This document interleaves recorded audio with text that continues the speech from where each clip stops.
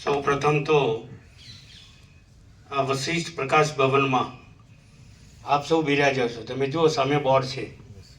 આ પ્રભુ પણ પ્રિન્સિપાલ જ છે હાઈસ્કૂલના. આપણે ત્યાં વર્ગોમાં જેમ બેસીએ છીએ એમ આ પણ એક વર્ગ જ છે અને એનું નામ છે વશિષ્ઠ પ્રકાશ ભવન. એમાં બેઠા છીએ સૌને મારા જય પ્રભુ. આમ તો કુકરવાડામાં મારા મિત્ર જીવન પ્રભુ ત્યાં હતા, આપણા મકાખાડવાળા એ ત્યાં હતા. પછી RBLDમાં આવ્યા માણસા અને રિટાયર્ડ છે. મેં ઘણું સાથે કામ કર્યું છે. ધનજીભાઈને અમે બધા અમારા કુટુંબમાં પ્રભુ અમે 4 આચાર્યો, એમાં 3 તો જીવિત છીએ અને એક રામા પ્રભુ એ એક્સપાયર થઈ ગયા છે. એ પણ અમારા મોટા ભાઈ હતા. એટલે એજ્યુકેશન વર્ષોથી છે. ખાસ કરીને ધનજી પ્રભુએ અહીંયા આગળ વાત કરી કે આપણે અહીંયા આગળ શા માટે આવ્યા છીએ. ખાસ તો પહેલાં બીજું પણ એક કહી દઉં કે આ પ્રભુનું વાવેતર છે ત્યાં વર્ષો પહેલાં, અને એને પરિણામે તમે લોકો અહીંયા આગળ આવ્યા છો. ખાસ કરીને તો જેને પ્રેરણા થઈ છે કે બાળકોને લઈને અહીંયા આગળ જવું, એને સતસત વંદન. કોને પ્રેરણા થઈ કે અમારે અહીંયા આગળ જવું છે? કોને પ્રેરણા થઈ? આપ તો જતા હશો. હું નાનો હતો ત્યારે મહાકાળી મંદિરમાં પ્રભુ આવતા ને. હા હા. એ બાળકો હતા ત્યારથી લાભ એના માતા પિતાએ લાભ લીધો છે. હા. એટલે એ વખતે ખાલી એક જ સેન્ટેન્સ મગજમાં હતું, આત્મા એ પરમાત્મા, પણ ખબર પડતી નથી. પણ ત્યારે તો તમે નાના હતા. આવો ના એ આત્મા એ પરમાત્મા. એટલે ત્યારે તમારી એજ કેટલી હતી? આશરે 15 વર્ષ. 15 વર્ષના હતા ત્યારથી લાભ લીધો. હા, તો અહીં પણ લગભગ 15 વર્ષના જ છે બધા. એટલે એ લોકોને એટલા એટલે ખાસ કરીને એમને વંદન છે કે જેમણે અહીં આગળ તમને લાવ્યા છે. તમે જુઓ એનું વાતાવરણ ને બધું હજી જોશો તમે અહીં આગળ આપણો બોધ પૂરો થાય એટલે. એટલે એ લોકોને અહીં પરિક્રમા કરાવજો, બહુ સુંદર છે. આપણે કહીએ ને કે કુદરતનો ખોળો એટલે ભગવાનનું ઘર, એ રીતની જગ્યા છે. પવિત્ર, એકાંત, શાંતિ, કોઈ પ્રદૂષણ નહીં, બીજું કોઈ કોમર્શિયલ નહીં, અને એની પરમ શાંતિ. એના સિવાય બીજું કાંઈ નહીં. કાંઈ કર્યા વગર સહજ પરમ શાંતિ. એટલે બધાને આ રાઉન્ડ લેવડાવજો. આમ તો હું ઘણી વખત કહેતો હોઉં છું કે બાળકો એ જ મારું પ્રાણવાયુ છે. ઘણી જગ્યાએ મેં કીધું છે કે બાળકો એ અમારો પ્રાણવાયુ છે. અને મેં લગભગ 24 વર્ષની ઉંમરે સ્કૂલ ચાલુ કરેલી, પાટના કુવા. મારી જન્મ તારીખ 45 છે અને 1969માં પ્રભુ સ્કૂલ ચાલુ કરેલી પાટના કુવા. તે 1969થી 2003 સુધી હું ત્યાં આગળ આચાર્ય 34 વર્ષ સુધી આચાર્ય રહ્યો છું. એટલે બાળકો સાથે બહુ કામ કર્યું છે. એ સિવાય પણ રખિયાલમાં પણ મારી 2 સ્કૂલો હતી, એ મેં બંધ કરી દીધી છે, સેલ્ફ ફાઇનાન્સને બધી. એટલે જ્યારે હું KGમાં જતો સાહેબ પ્રભુ, તો એ વખતે જ્યારે દાદા દાદા કે કાલું કાલું બોલે તો એ વખતે એટલો બધો આનંદ થાય કે ના પૂછો વાત.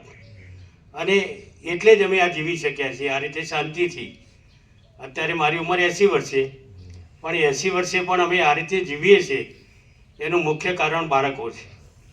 કે એમની સાથે અત્યારે પણ હું કદાચ જાઉં મારી સ્કૂલમાં તો પહેલાં ગ્રાઉન્ડમાં જાઉં છું, વૃક્ષો એ બધું જોઉં છું, પછી વર્ગોમાં જાઉં છું અત્યારે હાલ પણ, પછી વર્ગ શિક્ષકોના રૂમમાં જવાનું, અને છેલ્લા હું આચાર્યના રૂમમાં જાઉં છું. પહેલાં વૃક્ષો, વૃક્ષ પ્રેમ મને બહુ છે. ચાલુ સાલે પણ મેં મારી જન્મજયંતિ ઉજવી તો મેં 120 વૃક્ષો વાવ્યા પ્રભુ. પછી બ્લડ ડોનેશન કેમ્પ કર્યો. અને ત્રીજું એક મારું હજી બાકી છે. આપણે હનુમાનજીનું શું કરીએ છીએ, શું કહે છે, સુંદરકાંડ. એ સુંદરકાંડનું બાકી છે. એ ભાઈ કેનેડા ગયા છે એટલે હજી આવ્યા નથી. એટલે મારા 3 સંકલ્પો હતા કે ભાઈ 80 વર્ષનો હું થાઉં એ વખતે આ 3 કામ કરવા, અને એમાંથી 2 કામ મેં કર્યા છે. એટલે વૃક્ષ પ્રેમ મને વધુ છે. ખાસ કરીને તો અત્યારે જે પામવા માટે તમે આવ્યા છો, બીજે મેળવાય છે, અહીં પમાય છે. આટલો ડિફરન્સ છે બંનેમાં. બીજે આપણે મેળવવા જઈએ છીએ, અહીં આગળ પામવા માટે આવ્યા છીએ. અને છેવટે તો બધાનું લક્ષ્ય એક જ છે કે કઈ રીતે શાંતિ મળે. ભલે આપણે ભણીએ, નોકરી કરીએ, પૈસા કમાવીએ, ધન ભેગું કરીએ, પણ છેવટે શું છે? બધા શા માટે કરે છે આ? સુખ અને શાંતિ માટે. તો સુખ અને શાંતિ માટે જો આપણે કરતા હોય તો એ સુખ અને શાંતિ જે અહીં મળે છે એવી ક્યાંય નથી મળતી. એનો અમને બધાને અનુભવ છે. અહીં એવું લોહચુંબક છે કે સવારે 5:30 ઉઠી જ જઈએ અને ઉઠીને આ તરફનું જ પ્રયાણ હોય કે ભાઈ ચાલો આપણે ત્યાં આગળ જઈએ. એટલે અમને તો એટલા બધા સદભાગી છીએ. કંઈ આગળ રામજી પ્રભુએ જે કદાચ એમને પણ આમંત્રણ હતું, પ્રભુએ કીધેલું કે રામજી પ્રભુને લાવજો, પણ વિવેક પ્રભુએ કદાચ કીધું કે નહીં અને આવી શક્યા નથી ત્રીજા આચાર્ય. પણ એમની પ્રેરણાથી પ્રભુ અહીંયા આગળ આવે છે. આજથી 22 વર્ષ પહેલાં ગામમાં પણ આવેલા અને 2 વખત બોધ કરેલો. સૌથી પહેલાં બોધ કરેલો ત્યાં પ્રભુ મેં મારું મકાન બનાવ્યું છે એના ઉપર જ. સૌથી પહેલાં જે બોધ કરેલો એ જગ્યા ઉપર જ મારા પ્લોટ હતા ખાલી, અને પછી એના ઉપર મકાનમાં હું રહું છું અત્યારે. એટલે બધાને એક જ સુખ અને શાંતિ મેળવવી છે. અને શાંતિ મેળવવી હોય તો અહીં આગળ વાત કરી કે આપણે બધા જે છીએ એને શું માનીને બેઠા છીએ, આપણી કઈ ભૂલો છે અને એમાંથી કઈ રીતે બહાર આવવું. તો એ બહાર આવવા માટેનો જો કોઈ રસ્તો હોય તો અહીં છે. આપણે બધા જુદી જુદી યુનિવર્સિટીઓમાં ભણતા હોઈએ છીએ. આ એક મોટી યુનિવર્સિટી છે જેને જયપ્રભુ યુનિવર્સિટી કહી શકાય. અને એમાં પદવી કઈ મળે છે? પરમ ચિદાકાશની પદવી મળે છે. અહીં આગળ પરમ ચિદાકાશની પદવી મળે છે. બીજે કદાચ PhD ની મળતી હશે, ડૉક્ટર થતા હશો, એન્જિનિયર થતા હશો, અમારા એવા ગ્રેજ્યુએટને B.Ed થઈને પછી કદાચ શિક્ષક કે આચાર્ય થતા હશો. પણ પરમ ચિદાકાશની જો પદવી મેળવવી હોય તો અહીં આવવાનું છે. અને ખરેખર તમે સાચી યુનિવર્સિટીમાં આજે આવ્યા છો, બરાબર ને? એટલે હવે ધનજીભાઈએ થોડી વાતો કરી એ રીતે હું પણ થોડી આપણે વ્યવહારો વાતો કે ભાઈ વિદ્યાર્થી અવસ્થામાં કેવી રીતે જીવવું જોઈએ, શું કરવું જોઈએ, તો જ આ બધું થઈ શકે. મને લાગે છે કે વ્યસનની ધનજીભાઈ વાત કરી, અમે સાયકોલોજીને જાણીએ છીએ, સાયકોલોજી અમે ભણ્યા પણ છીએ B.Edમાં. એટલે આમાં વ્યસન જેવું તો કોઈ એમના ફેસ ઉપરથી લાગે છે કે આ બાળકોમાં કોઈ વ્યસન નહીં હોય, અથવા તો જે ભટકવાની પ્રવૃત્તિની ધનજીભાઈએ વાત કરીને એવો કોઈ ગુણ આમાં દેખાતા નથી. સાયકોલોજીકલ અમે જોઈએ છીએ, એ જોઈએ એટલે તરત જ ખબર પડી જાય, એને અમે વાંચી શકીએ છીએ, બરાબર ને? અનુભવના કારણે. તો એક તો એમાંથી મુક્ત અને તમે મુક્ત છો. પણ આ સંગ દોષનું કારણ છે. કેમ આવે છે આ બધું આપણામાં? તો સંગ દોષના કારણે આવે છે. એટલે આપણે મિત્રો એવા બનાવીએ, આપણે સંગ એવાનો કરીએ કે જેને પરિણામે આવું કંઈક અજુગતું આપણામાં આવી ન જાય. એટલે ખાસ આપણે ધ્યાન, કારણ કે તમારી અવસ્થા આ છે, બરાબર ને? આપણે બધા કિશોર અવસ્થામાં છીએ, પછી યુવા અવસ્થામાં આવશો. એટલે આ કાર એવું છે, કાર એ તરફ આપણને લઈ જાય છે. કારણ કે આપણામાં જે ચેન્જ આવે છે એ ચેન્જને પરિણામે આપણે કદાચ આવી પ્રવૃત્તિમાં ક્યાંક સંદોષને કારણે આવી જઈએ છીએ. એટલે આ ખાસ ધ્યાનમાં રાખવાનું છે કે આપણે કોઈના સંઘમાં એવા ના આવી જઈએ. ઘણી જગ્યાએ કોમ્પ્યુટરમાં જુઓ, ઘણા તો પહેલાં એક PUBG ગેમ કે એવું કંઈક આવતું હતું. ઘણા બાળકો બાજુમાં બેસીને એને જોયા જ કરીને બોલાવે તો બોલે નહીં, તો સમજવું કે આ PUBG ગેમ રમે છે. અમે તરત જ કહી દઈએ એને કે ભાઈ તું PUBG ગેમ રમે છે ને? પછી કે હા હું PUBG ગેમ રમું છું. મને લાગે છે બંધ થઈ ગયું છે હવેથી. બાન કરી ચાલુ છે? બાન કરી દીધું. હા બંધ, હા બાન છે એના ઉપર, એટલે બંધ કરી દીધું છે. નહીં તો ઘણા એમાંથી સુસાઇડ પણ કરતા, આવા બધા આપણે જોયા છીએ. બીજી વાત કરીએ તો અભ્યાસક્રમમાં ખાસ કરીને અત્યારે કેટલા બધા પુસ્તકો વાંચે છે કે ભાઈ ગુજરાતીનું પાઠ્યપુસ્તક કેટલાય બધું વાંચ્યું. હવે તો આપણે એન તરફ છીએ ને, આપણે અંત તરફ છીએ કે વિજ્ઞાનનું પુસ્તક કેટલાય વાંચ્યું. પ્રભુ અત્યારે એવું થઈ ગયું છે કે માત્ર પરીક્ષાલક્ષી, ભલે ગમે તેટલી સારી ન હોય, હરેક મોટી હોય કે સારી હોય, પણ એમનો એક જ ગોલ હોય છે કે અમારી શાળાનું પરિણામ કઈ રીતે ઊંચું આવે. આ એક જ. અને એને પરિણામે આપણે પ્રશ્નો માત્ર પેલા કરીએ છીએ.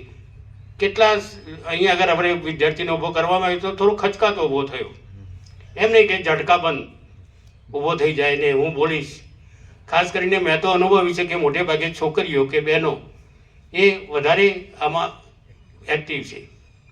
મારે ત્યાં તો હું જોઉં છું તો 12 બોલતા હોય એમાં 10 બહેનો હોય અને 2 જ બાળકો હોય, છોકરા હોય. આવું કદાચ તમારે પણ ત્યાં આગળ હશે.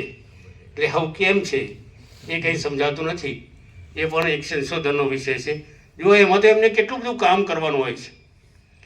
તમારે તો કંઈ કામ પણ નથી કરવાનું હોતું, છતાંય એ લોકો સરસ રીતે બોલી શકે છે. તો એક તમે બધા, મારું આ ખાસ બધાને સૂચન છે કે આપણી પાસે જે શબ્દભંડોળ નથી, પરિણામે આપણે બોલી શકતા નથી, આપણે સારા નિબંધ લખી શકતા નથી. આ બધાનું કારણ આપણી પાસે શબ્દોનો અભાવ છે. આ તમે ક્યારે મેળવી શકશો? વધુ વર્ષો તો, બરાબર ને? વધુ વર્ષો તો જો એક નારી આવે છે સંદેશમાં, નારી છોકરીઓને માટે ખાસ કરીને, તો એના પાછળના પાનામાં કોણે સિદ્ધિઓ મેળવી છે એ દર અઠવાડિયે આવે છે. કઈ બહેને ક્યાં ક્યાં સિદ્ધિઓ મેળવી, આપણે તમે વાંચો તો ખ્યાલ આવે. ઘણા મને જોતા પણ રહે છે કે આ સાહેબ શું નારી જુએ છે, આ તો પુરુષ છે ને આ તો બહેનોને વાંચવાનું છે. પણ સાહેબ શું જોતે, હું સંતાડીને વાંચતો નથી, હું જગ જાહેર વાંચું છું. અને પાછું અમારા ઘેર પણ કહું છું, જે છોકરાઓની વાઈફ હોય ને એમને પણ કે તમે આ નારી વાંચો, આવું પણ કહેતો હોઉં છું. તો ખાસ કરીને વાંચન આપણું આ તો વાંચન છે જ, પણ ઇતર વાંચન તો પછી ક્યાંથી હોય? આપણે આ જ નથી વાંચતા. તો ઇતર વાંચન મેં પ્રભુને વચ્ચે વાત કરી હતી કે હું 2-3 કલાક વાંચતો અત્યારે પણ હવેથી મેં બંધ કર્યું છે અહીંયા આગળ આવ્યા પછી. કારણ કે અમારે હવે વાંચવાની જરૂર જ નથી, બરાબર ને? અહીં જે આવે છે એને વાંચવાની જરૂર જ નથી. સમજી ગયા છો બધા કે ભાઈ કેમ વાંચવાની જરૂર નથી? એનો આપણે બહુ પ્રકાશ પાડતા નથી. તો એક તો આ છે. બીજી પણ જીવનમાં ઘણી બધી ધ્યાન રાખવાનું છે આપણે. તો જ તમે જે તમારું લક્ષ્ય છે એ લક્ષ્ય તમે પ્રાપ્ત કરી શકશો. અને 10મું પાસ થવું કે 12મું પાસ થવું કે BSc કે BCom કે આ થવું એ આપણું છેલ્લું નથી. જો ઘણી વખત સુસાઇડ કરે છે લોકો, વિદ્યાર્થીઓ પણ. આપણે કાલના છાપામાં જ હતું કે 7માના વિદ્યાર્થીએ સુસાઇડ કર્યું. એમાં એક જ કારણ હતું કે એની માએ ઠપકો આપ્યો, એની મમ્મીએ ઠપકો આપ્યો વાંચવાનો કે લખવાનો કે કામ કરવાનો, તો એણે સુસાઇડ કરી દીધો. એટલે આપણામાં જે એ છે, હા, એનો અભાવ છે.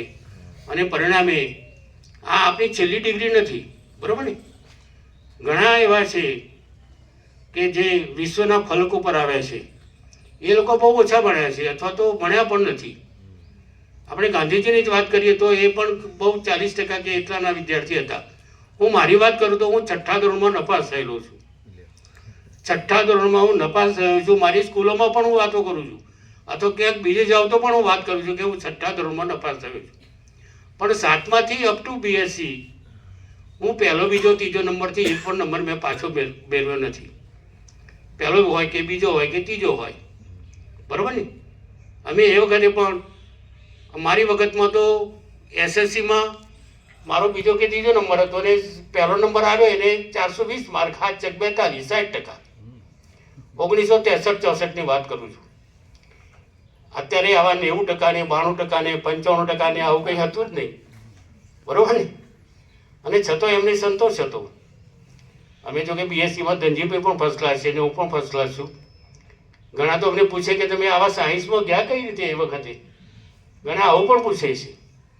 તો અમે કહેતા કે એમને ગણિત, વિજ્ઞાન અને અંગ્રેજી સરસ આવડતું હતું એટલે અમે સાયન્સમાં ગયા. જો કોઈ ગાઈડન્સ નહોતું એ વખતે, કોઈ ગાઈડન્સ નહીં, મા બાપ પણ ભણેલા નહીં, એ પણ ખેતી કરે. અને છતાંય એટલે જે કંઈક અંદર પડેલું છે તો બહાર આવે જ છે. પણ તમારી એમાં જિજ્ઞાસા આવવી જોઈએ, એમાં તમારી તત્પરતા આવવી જોઈએ, કામ કરવાની ખેવ ના આવવી જોઈએ. તમારો એક ગોલ હોવો જોઈએ કે મારે શું બનવું છે. તો એ બની શકાય છે સાહેબ. અમારા બધાના અનુભવો છે કે આ બધું થઈ શકે. પણ એની સાથે સાથે આ પણ થવાનું છે, બરાબર ને? આને ભૂલવાનું નથી. આ છેલ્લો ગોલ છે આપણો. ઘણા એમ કહે છે કે અમે તો મોટા થઈશું કે વૃદ્ધ થાય એટલે એ બધું જ આ કરી શકીએ. ઘણાને એવી માન્યતા છે બે બાબતમાં. એક તો આપણા બહાર જઈએ છીએ ને યાત્રાએ, તો યાત્રામાં એ ઘણા કહે છે કે જે મારી વાર છે. અમે ઓલ ઇન્ડિયાનો પ્રવાસ નાની ઉંમરમાં જ કર્યો છે, 85-86માં કે એ બધામાં કે આ બધા વખતે. છેલ્લા 18 સાલમાં 4 ધામ યાત્રાએ ગયો હતો, પણ કેદારનાથ જઈ શક્યો નહીં. હવે પાછું રોપવે, ગઈકાલના છાપામાં સારા સમાચાર છે કે રોપવે બને છે, એટલે હજી પાછી અમે ઈચ્છા કરીએ છીએ કે ભાઈ એક વખત તો જઈશું. નહીં તો અમરનાથ પણ અમે વચ્ચે થઈને પહેલગામ થઈને જે 40-42-45 કિલોમીટરનું અંતર છે ત્યાં પણ અમે ચાલીને ગયેલા. અને ત્યાં તો અમે ઠંડા પાણીમાં નાહેલા પ્રભુ, તો અમારી ચામડી પણ જતી રહેલી, અહીં નાકની, કાનની, આ બધાની. અમને આજે લાગે છે કે એ મૂર્ખામી કરી હતી, કારણ કે ઘણાને એટેક પણ આવી જાય છે. અને મને તો એટેક આવેલો હતો 1986માં. મને એટેક આવેલો, 9 દિવસ હું દાખલ થયેલો છું, અને છતાંય અમે એમાં આવેલા. બરાબર ને? 4 ધામ ગયો તો પણ ગોળીઓ ક્યાંક રહી ગઈ, અને 9 દિવસ અમે ગોળીઓ સિવાય ચલાવી. બરાબર ને? તો આ જે છે જુઓ, ત્યાં શિવ બેઠા હોય કે કૃષ્ણ બેઠા હોય કે રામ બેઠા હોય, તો પછી એને કોઈ વોચ આપતી નથી. અહીં પ્રભુ બેઠા હોય તો અહીં જે કંઈ આવે છે આ પરિસરમાં અથવા તો વશિષ્ઠ પ્રકાશમાં, એને પણ ઊની વોચ આપતી નથી. પણ માત્ર ખાલી અહીંયા આગળ આવીને બેસીને જતા રહીશું તો એ નહીં ચાલે. પ્રકાશની વાત છે અહીંયા આગળ, મુખ્ય પ્રકાશ છે. હું તો પ્રકાશનો પુંજ કહું છું પ્રભુજીને. પુંજ એટલે ખબર છે ને? પુંજ એટલે બાળકો કહે છે, ચાલો જોઈને આપણે આ વાંચતા નથી એનું પરિણામ છે. પુંજ એટલે ઢગલો, આખો ઢગલો. બરોબર ને? આખો ઢગલો હોય મોટો, એને પુંજ કહેવાય. પ્રકાશનો પુંજ છે જે બધાને આપી રહ્યા છે. બીજું પણ કહું તો એ કરુણાના સાગર છે. સાગરની વાત અહીં વારંવાર આવે છે. બરાબર ને? કે એમાં તરંગ મોજા ને આ બધું ઉદ્ભવે છે, પણ એ તો માત્ર આભાસ છે. આપણે બધા આભાસમાં જીવીએ છીએ. આપણે આભાસને મુખ્ય માનીએ છીએ. જે મહાસાગર છે એને આપણે ભૂલ્યા છીએ. તો એ મહાસાગરને જો આપણે ઓળખી જઈએ તો મને લાગે છે કે આ જીવનમાં કંઈ કહેવાનું રહેતું નથી કે કરવાનું રહેતું નથી. એ આગળ કરવાનું શું? તો પ્રભુજી વારંવાર કહે છે કે અહીં આગળ નહીં કરવાનું એ મુખ્ય છે. કંઈ જ નહીં કરવાનું, કંઈ જ નહીં કરવાનું. અને છતાંય શું મળે છે એ અનુભવી રહ્યા છે અહીં આગળ બધા. જો કે આ યુનિવર્સિટીમાં થોડી વાત કરું તો ડ્રોપ આઉટ રેશિયો વધારે છે આપણી યુનિવર્સિટીમાં. ઘણા આવે ને જાય, બરોબર ને? ઘણા તો આવતા નથી. અમારા ગામની વસ્તી 8,000ની છે ભાઈ, 8 થી 9,000ની. તો અહીં કેટલા આવે છે? 4 થી 5 જણા. અમે 3 છીએ, અને બીજા રામજીભાઈ ને એમનો પરિવાર ને. અને ઉત્સવો એ વખતે આવે છે 800,000 એ વખતે આવે છે. પણ નિત્ય આવવું, કારણ કે આ શું કહેવાય એને, નિત્ય આવો તો જ તમારે પેલો એ થાય. આમાં ઘસારો જોઈએ. ઘસારો હોય તો જ એ પ્રકાશે. બરાબર ને? ઉજ્જવળ બને તો જ એ પ્રકાશે. એટલે વધારે ન કહેતા, આપ સૌ સારું ભણો. અને ધનજીભાઈએ વાત કરી કે આપના મા બાપનું નામ રોશન થાય એવું કામ કરજો ભાઈ. ક્યાંય લાંછન ન લાગે. બરાબર ને? ક્યાંય પણ લાંછન ન લાગે એવું કામ આપણે કરવાનું છે. અને જો તમારા મા બાપના સંસ્કારો હશે તો મને લાગે છે કે લાંછન નહીં લાગે, કારણ કે બાળક ઘરમાંથી જ આ બધું શીખે છે. ઘરમાં કેવી રીતે જીવાય છે, ઘરમાં લોકો શું કરે છે, એ બધું જોઈને જ બાળકો આ બધું શીખે છે. હવે અમારા ઘરની જ વાત કરું તો 4થી પેઢી મારી છે. પૃથા અહીંયા આગળ બેબી એને હું લઈને આવે તો પ્રભુ આપની પાસે, તો એને ફોન જોવાનું ના કરીએ તો એ તરત જ મને કહે છે કે મારી મમ્મી તો જુએ છે. એ તરત જ કહે છે. ધીરે ધીરે બંધ કરી દીધું છે. આપ પણ કદાચ એમાંથી બીજા દેશોમાં તો બાન પણ આવી ગઈ છે. ઓસ્ટ્રેલિયા કે કેનેડા કે ગમે તે કોઈ દેશમાં 16 વર્ષથી નીચેના ફોન ન જોઈ શકે. આપણે પણ અહીંયા આગળ એવા પ્રયત્નો ચાલી રહ્યા છે. એટલે આપણે જોવો જોઈએ, આ એક સરસ એમાંથી પણ મળે છે બધું આપણને, પણ એની મર્યાદા હોય.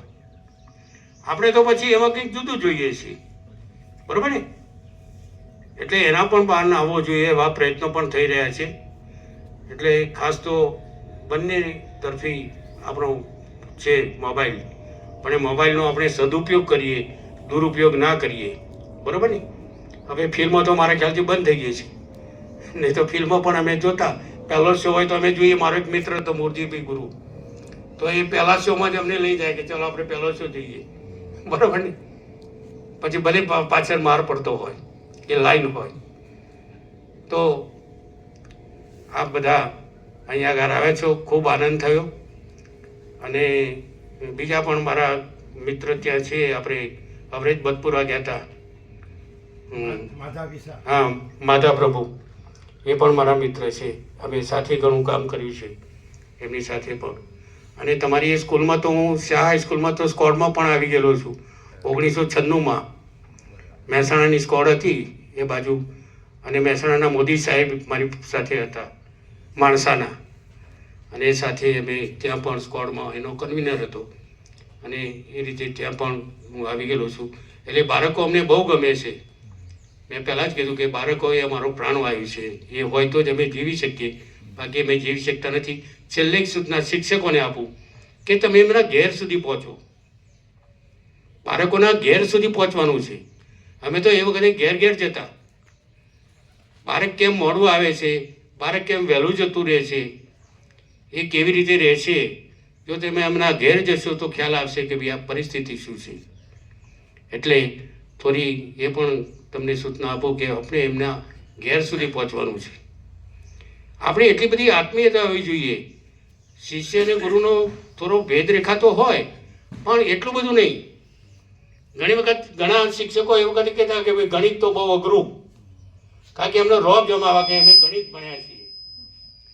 પણ હું જુદી રીતે એને બોલાવતો. હું જ્યારે વર્ગમાં જાઉં, પહેલાં હું પણ ગણિત વિજ્ઞાન લેતો, તો એ વખતે કહેતો કે ગણિત એ સહેલામાં સહેલું છે, અને તો જ ગણિતમાં 100માંથી 100 માર્ક્સ આપણે લાવી શકીએ છીએ. કોઈ દિવસ ગુજરાતીમાં 100માંથી 100 માર્ક્સ આવ્યા કે સામાજિક વિજ્ઞાનમાં આવ્યા? વિજ્ઞાનમાં અમે 98-99 સુધી આપેલા છે, પણ ગણિતમાં તો 100માંથી 100 માર્ક્સ આવેલા છે. એટલે ગણિત બહુ સરળ છે, બરાબર ને? પણ પેલા શિક્ષકો એમ કહે ને એમના ટ્યુશનનું હોય ને આ બધું ઘણું બધું હોય એમાં, બરાબર? એના પાછળનું કારણ ઘણું બધું હોય, એ આપણે બહુ કહેવું નથી, પણ બહુ સરળ છે. છેલ્લે તમે બધા સરસ ભણો અને પોતાની સંસ્થાનું, ગામનું છે તો આપણે દેશ અને વિશ્વની પણ વાતો કરીએ. કારણ કે આપણે અહીં આગળ આખું અહીં કોઈ ભેદાભેદ છે જ નહીં. કોઈ ઉચ્ચ નીચ નથી, કોઈ ભેદ નથી, કોઈ જ્ઞાતિ જાતિ નથી, કોઈ નાનું મોટું નથી, અહીં કંઈ જ નથી. એટલે સરસ મજાનો આજે આનંદ થયો આપને દર્શનથી. ફરીથી મારા બધાને જય પ્રભુ, જય પ્રભુ. જય પ્રભુ.